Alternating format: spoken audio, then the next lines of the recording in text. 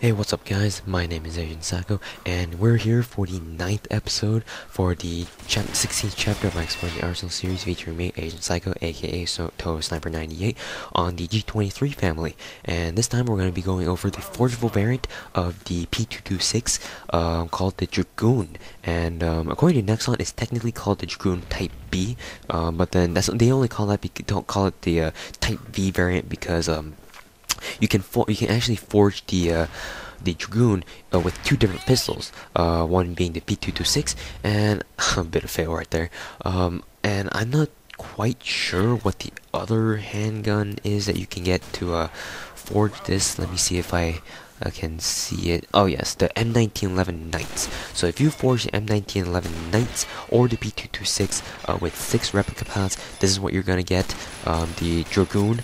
If you forge the M1911 Knights, then you will get something called the Dragoon Type A. If you forge the P226, you'll get the Dragoon Type B. And honestly, they're the same thing. It's just they just have different denominations because they're forged from two different kinds of pistols. So there you go, and let's get right into the stats of the Dragoon.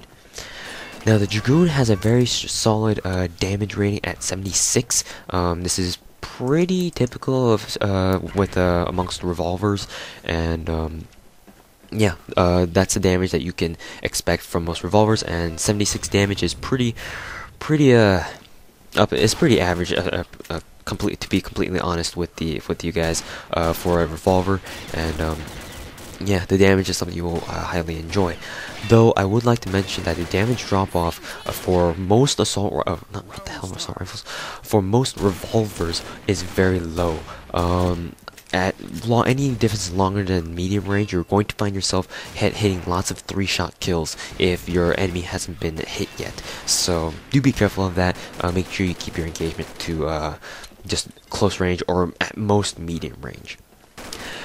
The portability is pretty common amongst the forgeable revolvers, but it's very high for pistols in general. At 93 portability, that's faster than most regular handguns in this game. But then all the forgeable variants of the revolvers, like the old Civil War, or like the old timer revolvers, like the Dragoon, M1849 pocket revolver, the 32 SW2 that I've done before this one, all of those, and the C1851N, all of them have a very fast 93 portability. So portability is a very strong point on all these revolvers, including the Dragoon.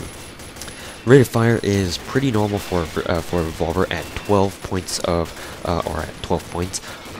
It is a revolver, so you shouldn't really expect to fire really fast with it at all. So for a revolver, it's pretty expecting of it.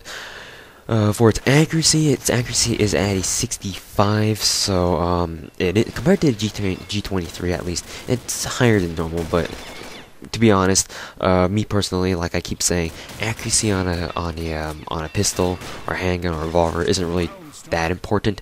But though the recoil spread while hip firing and basically just running around is very good, and it's very tight, just like the normal Anaconda that you can obtain for just normal GP from the GP shop. So all revolvers do share that common characteristic of having very tight spreads. So yeah, that's definitely something you should enjoy. Moving on to the recoil. The recoil is at a 66 recoil. Though do keep in mind that this is a revolver, and with 12 points of rate of fire, to be honest, recoil isn't something you should be too worried about, because by the time you are ready, the gun is ready to fire its next shot, the recoil will have settled down by then. So for the most part, don't worry about the recoil, because due to its low rate of fire, you don't really have to worry about like your gun like going way out of proportion and you're not able to fire a shot directly because of recoil. So once again, you don't have to worry about that. So that pretty much takes care of recoil spread, recoil kickback, and recoil controllability. So yay. Managed to take out what was the phrase again? Whatever. I hope you guys know what I'm talking about. Anyways, moving on to the tap fire ability. Well, it's single fire, so let's skip that. Sprint drawback, because the Dragoon is part of the group that I like to classify as like the forgeable revolvers, or like Nexon likes to call them the ghosts of guns past, because they were all introduced at once in a special event, a pistols event that Nexon introduced to us quite some time ago. I think it's been almost a year, and where they introduced all these like these old-timer revolvers and handguns, like the Dragoon, the 32 SW2, and all those good handguns. I mean revolvers, and they all share like common like just basically performance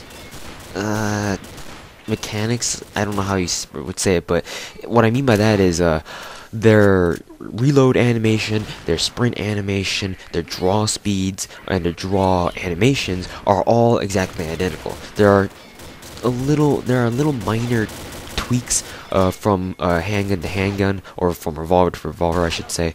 For example, the 32 SW2 has a completely silent draw animation, whereas most other of the forgeable revolvers have some sort of sound that they make when you first take them out. Like the Dragoon makes like a little noise, like a ting noise or something like that. I don't know how it sounds like, but it does make a noise. But whereas, for example, the 32 SW2 doesn't make any noise at all. So for this one, the Dragoon does make a little bit of noise, but it's very quiet and it's very short. It's like a like that, and you're pretty much done. Let's see, moving on to the reload speed. Once again, the reload animation is exactly the same. The reload speeds are pretty much exactly the same, if not a little, like either a little bit slower, a little bit faster by like milliseconds. So reload speed, you don't really have to worry about too much. And center speed, fire modes, they're all pretty much the same.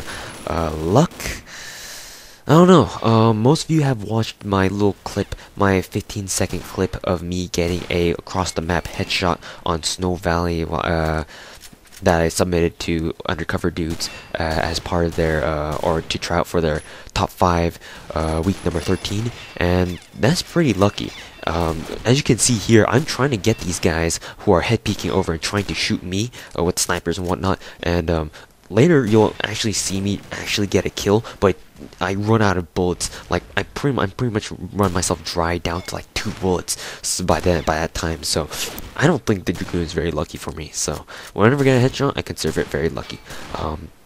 So yeah, that's about it. It's Dragoon's luck. Ammo capacity, it's standard amongst the forgeable revolvers at 6 bullets in the cylinder and 24 in reserve. Key physical characteristics. It does, for the most part, the Dragoon does look like other revolvers. It shares the most kind of physical characteristics with the M1911 pocket revolver. They do look pretty similar, but the main feature of the Dragoon, like physically speaking, like just cosmetically speaking, that is, about the Dragoon, is the fact that its handle is ivory white. So if you see someone with an ivory white handle of a pistol, then you know immediately that that guy has a Dragoon. And I mean, it's not like you'd benefit much from knowing that, but I mean, it's still something interesting to know. And muzzle noise, the muzzle noise, it's a very short but high frequency noise, like a that. I'm very bad at imitating gun noises, but hopefully you'll get an idea of how it sounds like. If not, then just watch this video, and I don't even know why I'm trying to imitate it when you can clearly hear me firing it in the video itself. So moving on to whether or not it's to the attachment options, because it is a revolver. Typically revolvers, I don't think there's a single revolver that you can modify it at all in terms of modifications, like suppressors or anything like that. So attachments, unfortunately you can't add them, but then again, that means that you don't have to worry about attaching any modifications on this anyway, so it's a good and bad thing, you know. Fireteam worthy, because it does hold more rounds than like the average revolver, like the Anaconda Black only has like 18 bullets total, whereas the Dragoon has 30 bullets total.